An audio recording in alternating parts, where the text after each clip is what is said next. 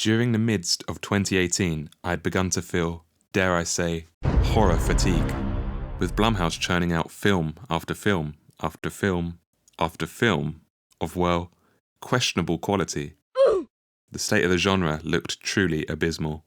I'd finally lost interest in my favourite genre, one that allowed for the most risks and a chance to explore the most fascinating topics, had somehow become stale. Worse than stale, embarrassing. Truth or dare? Dare. But then out of the mud came Ari Aster and his first film, Hereditary, a fascinating gem that scraped away the copy and paste formula. All of a sudden the genre felt alive, fresh with rich thematic avenues of horror to explore.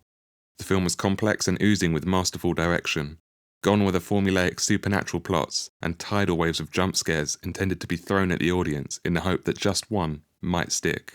No, here we got the gradual ratcheting of tension, building inch by inch till the audience can bear it no longer. Aster not only directed, but wrote both Hereditary and his follow-up film Midsommar. They're quite literally his hideous offspring, reared from the darkest recesses of his mind. And when speaking of darkness, Aster's debut film is as dark as they get, both figuratively and literally. Many of Hereditary's scenes stray from the soft, perceivable darkness we are so familiar with in films, instead featuring many scenes with harsh darkness and unforgiving shadows. Danger quite literally hides in every frame, building upon that unseen sense of dread that permeates the film. But beyond this darkness, Aster wanted to keep the family drama at its core. It was important to me that the film sort of serve as a great horror film, but also like first to just serve as a really rich family drama. Instantly from the opening scenes, we are positioned as powerless observers to said drama. The camera glides through the house and over these characters' lives as we look on like omniscient beings, unable to break from the twisted rituals unfolding. Just like the dolls Annie creates, the family become quite literal playthings for the cult, theirs to be twisted and manipulated at will. This all comes to a head, if you will, when the curtain drops and the final insanity is revealed.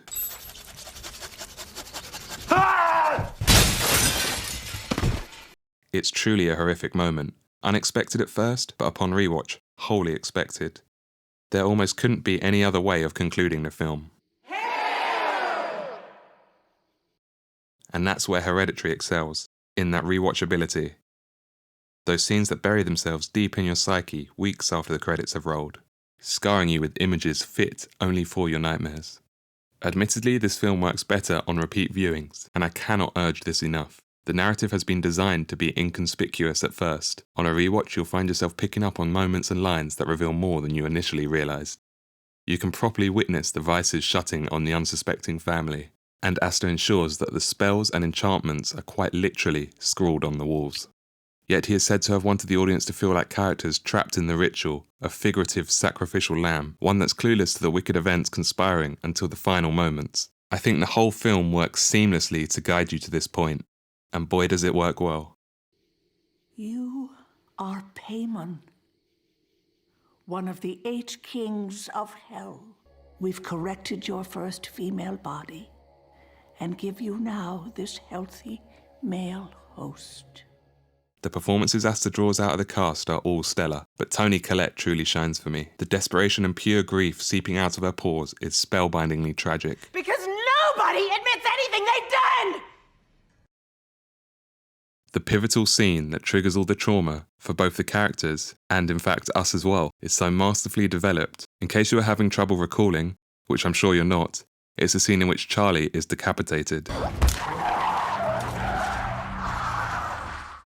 The bone-chilling terror sinks deep into your soul. The terror is heightened by the masterful sound design and score.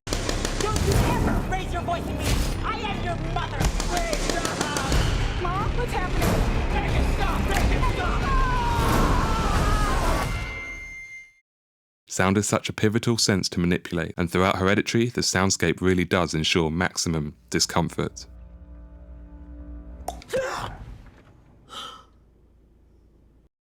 Many have disapproved of Hereditary's likening to The Exorcist, a phenomena that occurred at the hands of critics upon the film's release. As you'll all know, there are posters everywhere saying it's this generation's The Exorcist, comparing it to Exorcist, The Shining. You may ask how one can compare this to a film often considered to be the holy grail of horror. Despite viewing it as a blatant marketing ploy, I can see similarities in their approach to their horror. They both strive to achieve scenes of absolute discomfort. Regan, the young girl at the centre of The Exorcist, is slowly being desecrated into a crude monstrosity. The crucifix scene alone is scarring, and it sits with you long after the credits. Your mother's in here with his cars. Would you like to leave a message? It's as much psychological horror as it is gross out, with its swamps of pea soup vomit. The film becomes a horrific experience the audience traverse through, rather than just simply watch. Hereditary aims to align itself with this. I have no doubt the final moments of Hereditary, or the infamous car scene, can reach a similar plane of psychological terror, one that bubbles deep within you. Hereditary has joined a subsection of horror, often referred to as highbrow horror, conceptually scary just as much as visibly. Despite much snobbery surrounding these films, I think they can offer some of the best horror of all. Horror that's deeply accessible, and most importantly, horror that sticks. But no, Aster doesn't just stop there. Only 1 year on, he follows up with another gem of a film, one far removed from the darkness of his debut, 2019's Midsommar. He shakes up the genre once more by stepping out into the bright, psychedelic world of pagan rituals, spinning a macabre fairy tale that's a wild, drug-induced trip from beginning to end. The bright, vivid colours couldn't be more opposing to the gloomy world of Hereditary. Again, he collaborates with his DP, Pavel Pavlovsky, and it's refreshing to see Aster take on such a contrasting project. There has been criticism that his secondary characters were hollow and one-dimensional. I can agree with this, yet it personally never became an issue for me, as they act more as a vehicle for the plot. The film is already stuffed with rich thematic concepts, and as such uses the characters to plough forwards the narrative and in extension the themes, rather than as fleshed out people. Despite the weaker characters, Aster still wields the performances masterfully.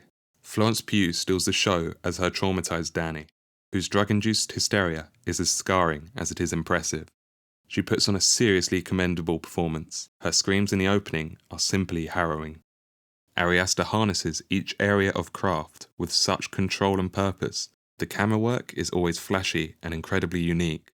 He's a really visual storyteller. He makes the camera a character. And you have a relationship with the camera all the time. That's how Ari works. And the set design hides and foreshadows the narrative, whilst creating a vivid and truly nightmarish fairy tale aesthetic. Aster also effectively manipulates the film through its editing, using both VFX and subtle flashes of grotesque imagery to shock and disorientate the viewer, helping to build upon that unsettling tone.